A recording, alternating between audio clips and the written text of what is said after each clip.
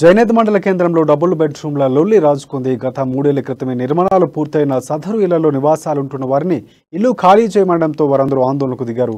మండల కేంద్రంలోని బస్టాండ్ వద్ద రాస్తారోకో చేపట్టిన బాధితులు ఎమ్మెల్యే జోగురామన్నపై తీవ్రంగా మండిపడ్డారు. మొదటి లిస్టులో ఉన్న తమ పేరును కొత్త లిస్టులో నుంచి తొలగించారని వాపోయారు. తమకు న్యాయం జరిగేంత వరకు ఆందోళన విరమించేది లేదని భీష్మించారు. ఇక ఇదే అంశానికి సంబంధించి మరింత సమాచారాన్ని మా ఆదిలాబాద్ ప్రతినిధి జోషి అందిస్తారు. సంబంధించినటువంటి ఈ యొక్క వివాదం నెలకొంది. గత కొన్ని సంవత్సరాల తరబడి ఆ యొక్క డబుల్ బెడ్రూమ్లు ఏవైతే నిర్మాణమైనాయో వాటిలో నివాసం ఉంటున్నటువంటి తమను ఉన్నపళంగా ఖాళీ చేయాలంటూ వచ్చినటువంటి ఆదేశాలను వ్యతిరేకిస్తూ ఇక్కడ ఆ డబుల్ బెడ్రూమ్లలో నివాసం ఉంటున్నటువంటి పేదలందరూ కూడా ఇక్కడ రోడ్డు పైకి వచ్చి ఆందోళన చేస్తున్నటువంటి పరిస్థితి. ప్రస్తుతము ఇక్కడ ఏదైతే తెలంగాణ మహారాష్ట్రకు సంబంధించినటువంటి అంతర్రాష్ట్ర రోడ్డు ఉందో దానిపైన బైఠాయించి వీళ్ళు రాస్తారోకో ఆందోళన చేపడుతున్నటువంటి పరిస్థితి మనం అంటే దృశ్యాల్లో చూడవచ్చు. రెండు వైపులా కూడా వాహనాలు భారీగా నిలిచిపోయి ట్రాఫిక్ పూర్తిగా అంతరాయం ఏర్పడినటువంటి పరిస్థితి.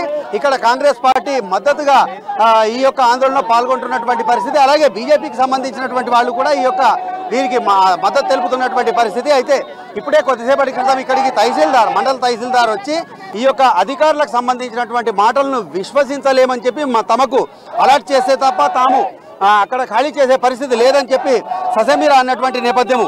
వాళ్ళని అడిగి మనం తెలుసుకుందాం. అమ్మ చెప్పండి, మీ పేరేంటి? నిర్మల. మీరు ఎంతకాలంగా ఆ డబుల్ బెడ్రూమ్లలో ఉంటున్నారు? మేము 18 సంవత్సరాలు. నాకు ఇల్లు లేదు, జాగా లేదు, పింఛన్ రాకులేదు. నాకు భర్త చనిపోయిండు సంవత్సరం ఆయా.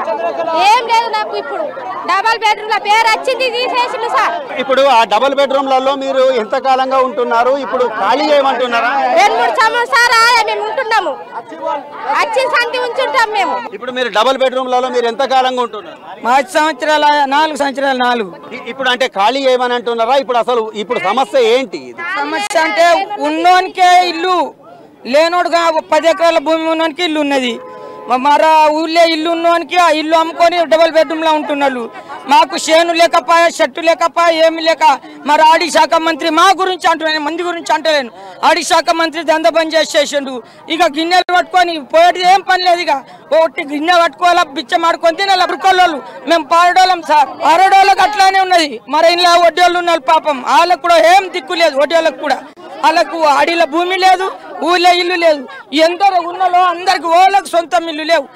ఊళ్ళోకి వెళ్ళి ఇల్లు అమ్ముకుంటున్నారు, డబుల్ బెడ్రూమ్లు వచ్చి ఉంటున్నారు. అయితే ఇప్పుడు తహసీల్దార్ వచ్చినప్పుడు మీకు ఏమని హామీ ఇచ్చేయండు? ఏం మాట్లాడారు అంటే మేము గరం సభ పెట్టినప్పుడు మాకు లిస్ట్ ఉన్నదే కదా, మేము చెప్పినాం కదా, లిస్ట్ ఉన్నోని కోసమే ఇల్లు ఇచ్చినాం కదా, మేము ఓళ్ళకి ఇల్లు ఇవ్వాలి అంటే నువ్వు ఉన్నోనికి ఇల్లు ఇచ్చినాక లేనోడు ఎటు పోతాడు, అందుకు రోడ్డు మీద చూస్తున్నాం. ఇప్పుడు అంటే ఫైనల్ గా మీరు అంటే ప్రభుత్వాన్ని కావచ్చు, అధికారులను కావచ్చు, ఎమ్మెల్యేని కావచ్చు, మీ డిమాండ్ ఏంటి? వాళ్ళు ఏమంటున్నారు? మా డిమాండ్ ఏం లేదు. మాకు గరీబ్ గాళ్ళకు ఇల్లు కాల, ఉన్నోనికి ఇల్లు వద్దు, ఖాళీ గరీబ్ గారి కోసంకే ఇల్లు కాల. మేము పెద్దవాళ్ళం సర్వే వచ్చి చేయాలా, ఓనికి భూమి ఉన్నదో, ఓనికి ఇల్లు ఉన్నదో, ఓలకేం లేదో అది సర్వే చేయాలా. మేము ఇంట్లోకి వెళ్ళిపోతాం. మాకు ఎంత ఆస్తి ఉన్నది మాకు తెలిసిపోతుంది. మీకు గవర్నమెంట్ కు మేము వెళ్ళిపోతాం. ఇప్పుడు బలవంతంగా గిట్ట మిమ్మల్ని ఇల్లు ఖాళీ చేయమంటే మీరు ఏం చేయదలుచుకున్నారు? ఈడ వచ్చి మేము 40 సంవత్సరం ఆయా. మేము పందుల గుడిసెల లెక్క, పందులు ఎట్లా బతుకుతాయో ఆ గుడిసెల లెక్క మేము బతుకుతున్నాము మేము. అయితే ఊర్లో గ్రామ పంచాయతీల పెద్ద మీటింగ్ పెట్టుకుంటున్నాను. పెద్దోళ్ళే వాళ్ళు వచ్చిగా కుక్కున్నాక ఎట్లా చేద్దాము?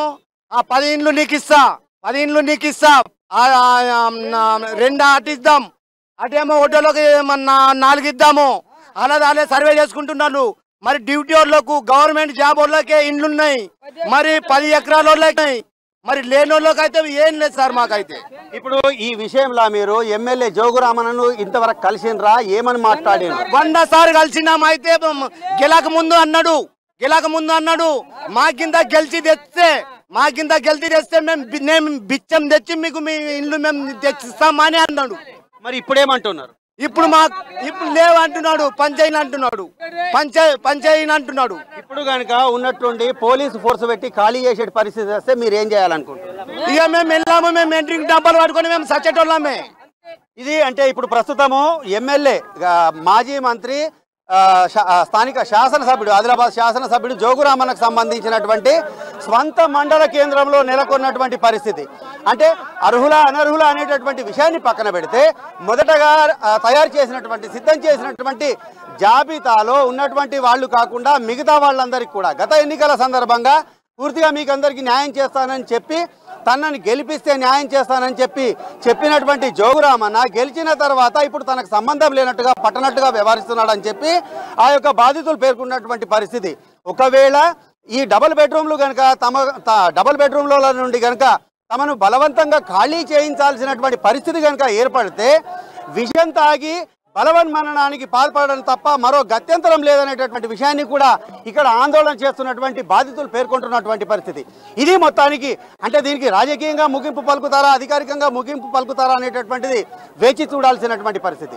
మొత్తానికి ఇది ఇక్కడ చేనేత మండల కేంద్రంలో జోగురామన్న స్వస్థలంలో నెలకొని ఉన్నటువంటి పరిస్థితి. కెమెరా పర్సన్ నర్సింగ్తో ఆదిలాబాద్ నుండి రాజశేఖర్ జోషి, అమ్మా న్యూస్.